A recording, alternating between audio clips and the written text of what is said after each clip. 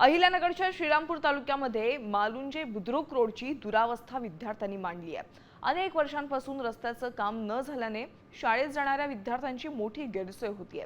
राहुरी श्रीरामपूर तालुक्याला जोडणाऱ्या या रस्त्याची अक्षरशः चाळण झाली आहे।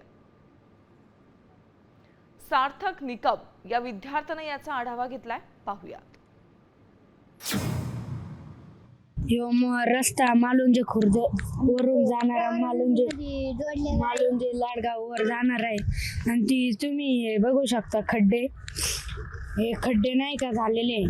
आता आम्ही जसे 6 वर्षापासून या रस्त्यात काहीच बदल नाही आणि आम्ही जसं मोठं चाललो होत आहे तसेच हे खड्डे मोठे होत चाललेले। 6 वर्षात या रस्त्यात काहीच बदल झालेला नाही। आम्हाला शाळेत जाण्यासाठी त्रास होतोय आणि आम्हाला जाण्या येण्याची अडचण होत आहे। हे रस्ते तुम्ही बघू शकता, रस्त्याची अवस्था काहीच झालेली आहे आणि आम्हाला पावसाळ्यात यायला जायला अडचण।